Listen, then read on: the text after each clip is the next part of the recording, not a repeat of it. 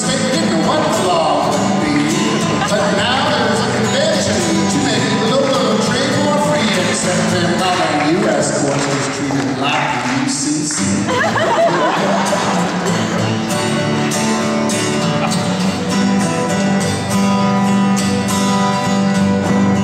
As a young man, I took up Miles' word my daddy said.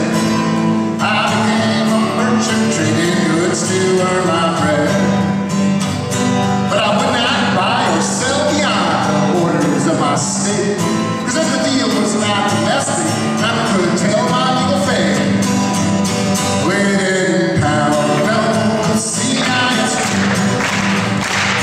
We didn't sound a lot of what we cut international. But now when I buy under this treaty, I know the exact size of my bill. Unless the bill isn't quite the size I ought to pay, an extra $500,000.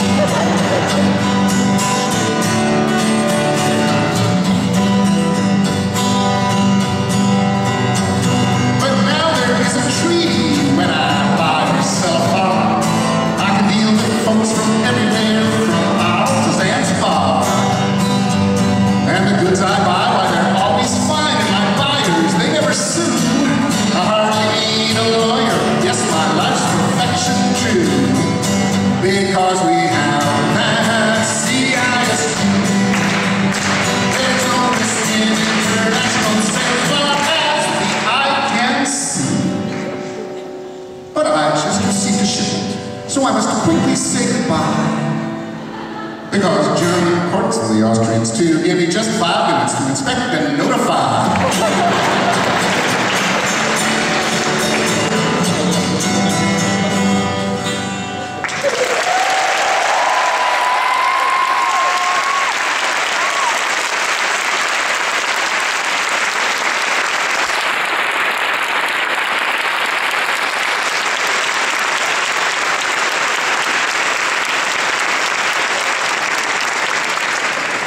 Thank you very much. I am Harry Fleckner from the University of Pittsburgh Law School, and I'm to the loop for a while now, and for the last number of years, Eric has very generously and no doubt quite foolishly allowed me to come out here and do the opening ceremonies and perform some songs, including that one, the CISG song, my contribution to the vast literature, music with an international commercial law theme. By the way, if you're interested, you can find a recording of the song on the website of the Center for International Legal Education, the CILE, at the University of Pittsburgh, which is a center that is founded and directed by my good friend and most distinguished colleague, whose name you heard mentioned earlier on, and that was Professor Ronald Brandt. Yes, absolutely.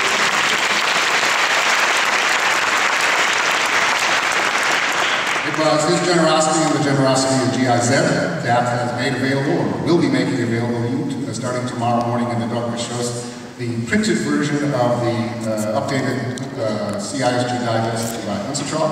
We're asking, we have certainly enough copies for all the teams to have a copy. We have enough copies for arbitrators to have copies. We may have some left over after that. And if you see that there were copies remaining on Sunday afternoon, please take as many as you want at that point, because we don't want to have to deal with them after that. It's a hefty volume. It's 700 pages.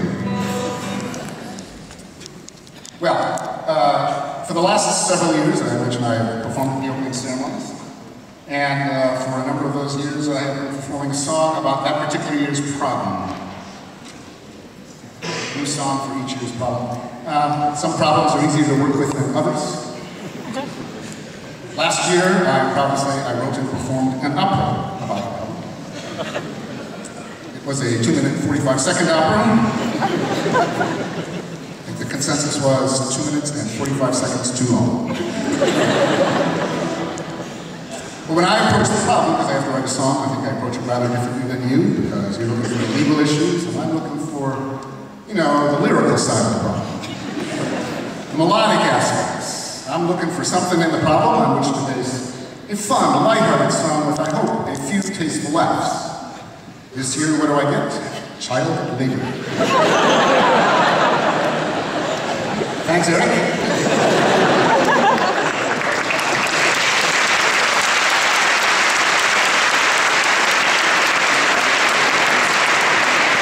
decided I would stay well away from the child labor aspect of the problem.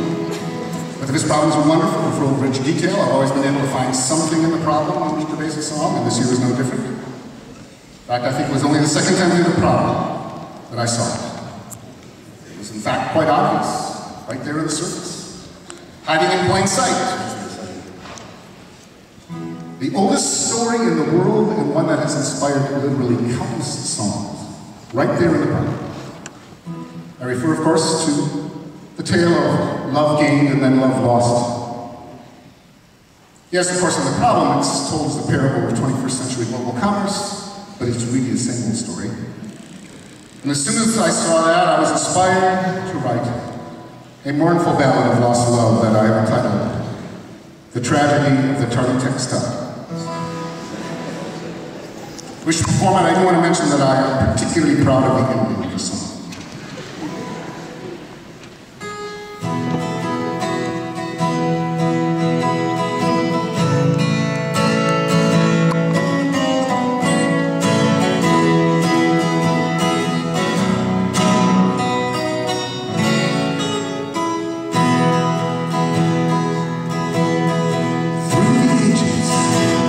It's been said that opposites attract. We are drawn to those unlike us, to those who have that which we lack. And so it was written in the stars. It was destiny all along, that they would get together, Mr. Short and Mr. Long.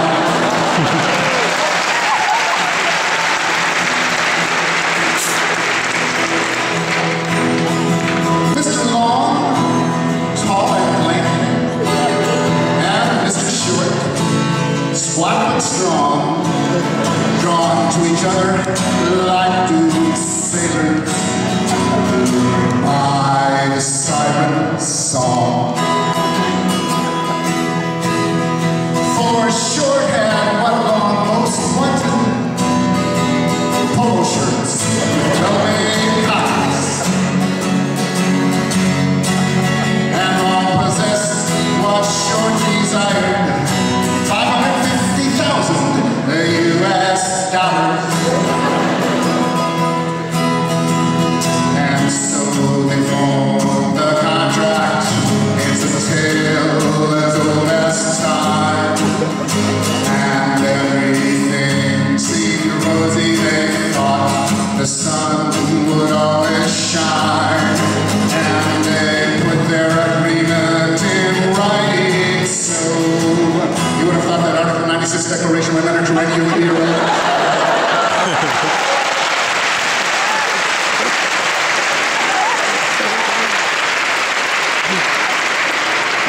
But no. However, that's another story. Back to Short and Long, let's go.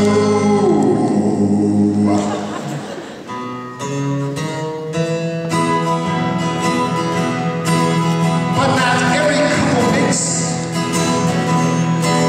as the chronicles of mankind display. Just ask Menelaus and Helen of Troy, or the first 5 wives of Henry VIII. And what happened next to our duo? 2 messers long and short put an end to their alliance and landed them in court. Of course, it really landed them in arbitration.